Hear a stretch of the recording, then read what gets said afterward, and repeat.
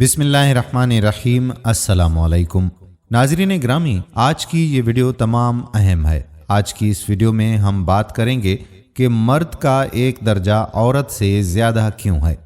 हमारी एक बहन ने हमें इनबॉक्स में लिखा कि एक दफ़ा हम रास्ते में थे, रात थी और शदीद बारिश भी थी, साथ ही टायर पंक्चर हो गया, सन्नाटा भी था और नवंबर की सर्द रात थी।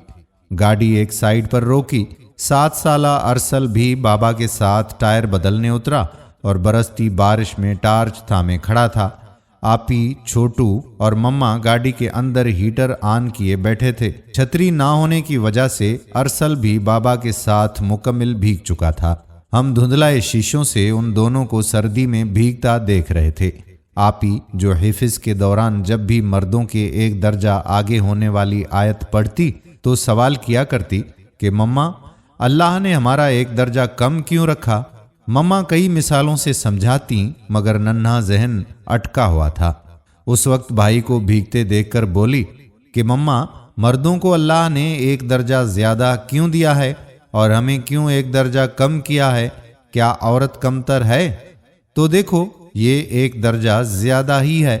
जो एक 7 साला भाई बाहर बरसती बारिश में तुम्हें अंदर बिठाकर गया कि कहीं तुम्हें सर्दी ना लग जाए, खुद सर्दी में भीग रहा है, मगर ना ही उसने आकर कहा कि अम्मा आप बाहर आएं, ना ही आपको कहा कि आप बड़ी हो बाहर आ जाओ।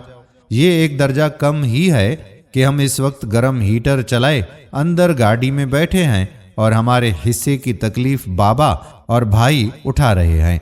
तो बस याद रखें बेटा कि अल्लाह ने मर्द को एक दर्जा बढ़ाकर औरत को न जाने कितनी तकलीफ से निजात दे दी है। जब तक औरत इस एक दर्जे को खुशी से कबूल करती रहेगी, वो ऐसे ही मर्द को अपने सामने बाप, भाई, शोहर और बेटे की सूरत में ढाल बना हुआ पाएगी। अल्लाह ताला हमारी सब बहन बेटियों को समझ अता फरमाए। आमीन सुम्मा आमीन या रब्बल आलमीन।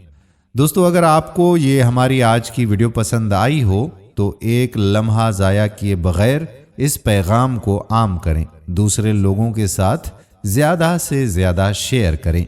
आने वाली वीडियो तक अपने मेज़बान कादिर बख्श कल्होड़ो को इजाज़त दीजिए। अल्लाह हाफ़िज़।